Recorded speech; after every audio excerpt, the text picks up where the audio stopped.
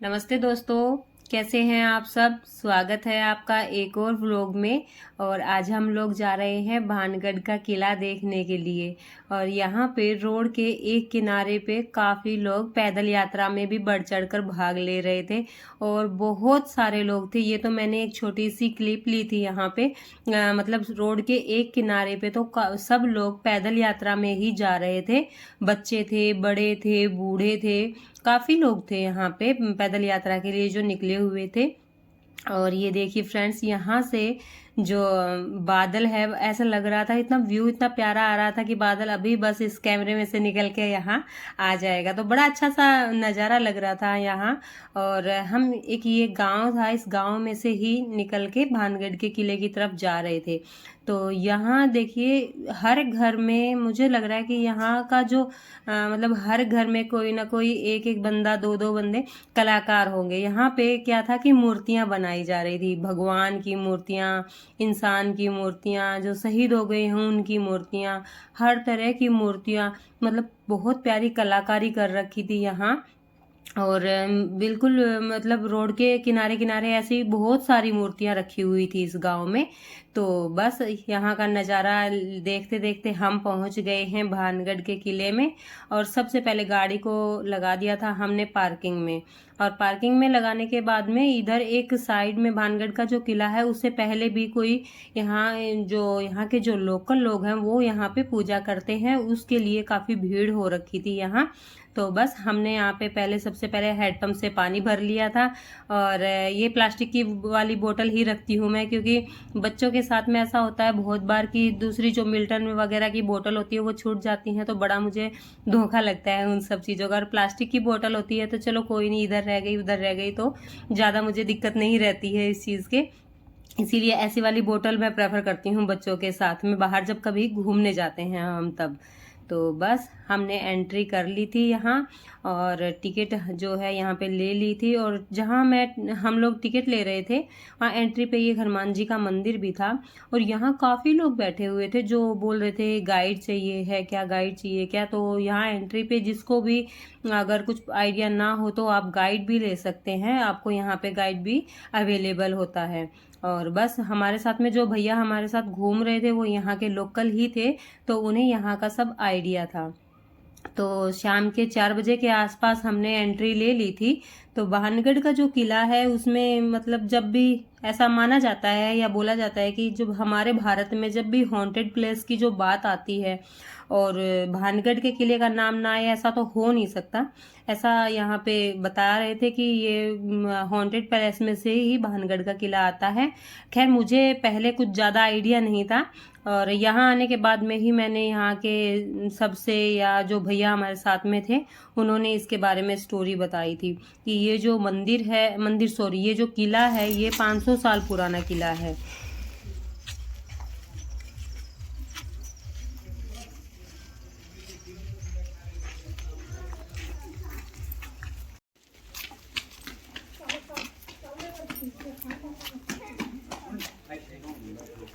हाँ हाँ, बड़ी रोटी खाता खिंचान फिर आ जाओ।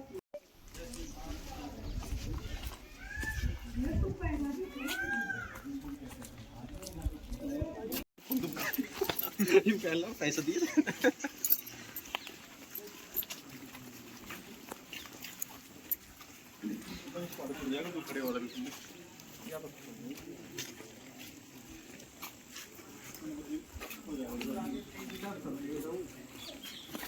पूरी यहीं पे नहीं। अच्छा अच्छा। आपको आपने अगर मूवी देखी हो तो एक सीन आता है जिसमें दीवार मतलब गाने में दीवार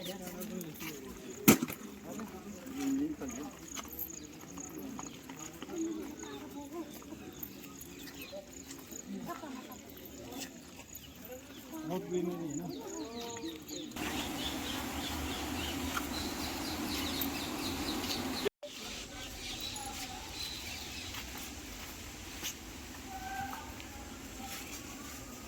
आगे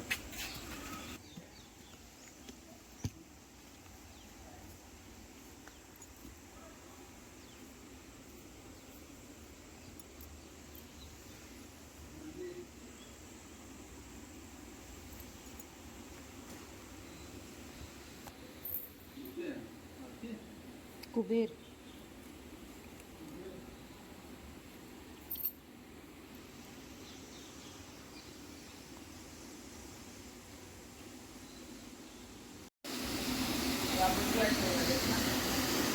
हाँ तो कोई नहीं।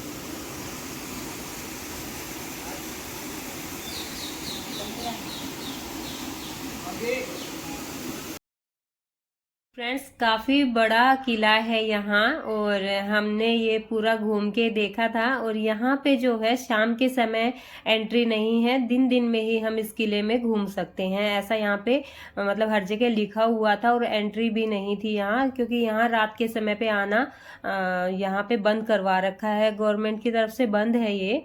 तो यहाँ ये काफ़ी बड़ा किला है। यहाँ पे जो है इस किले के अंदर बंदर बहुत थे, बहुत सारे लंगूर बंदर थे।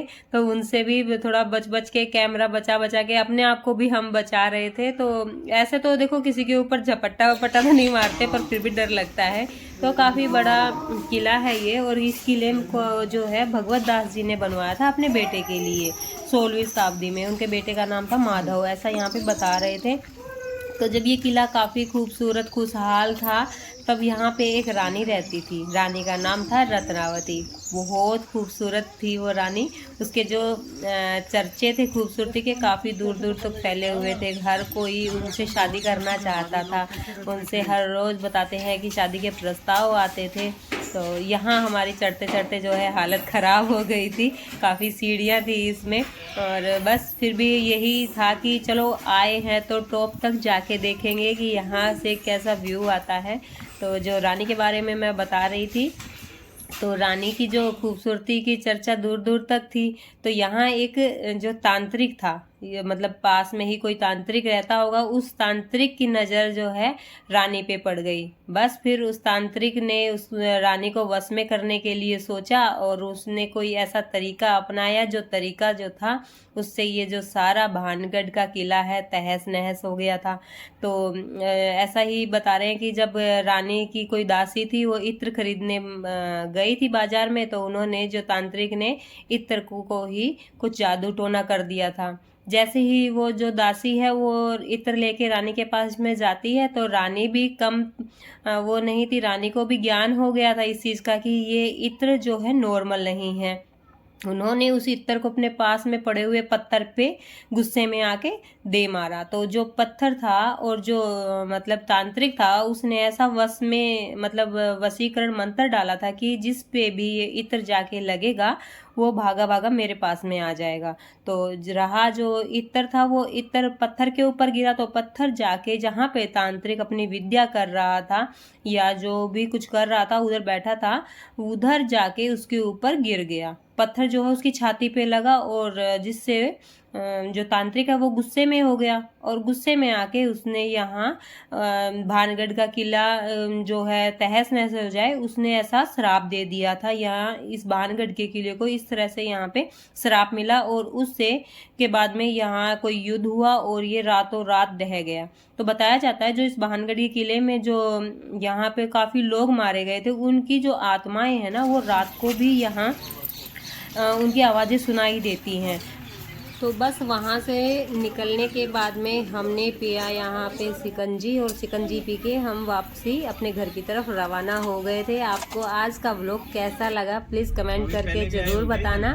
Thank you so much. Video में यहाँ तक आए हैं तो बहुत सारा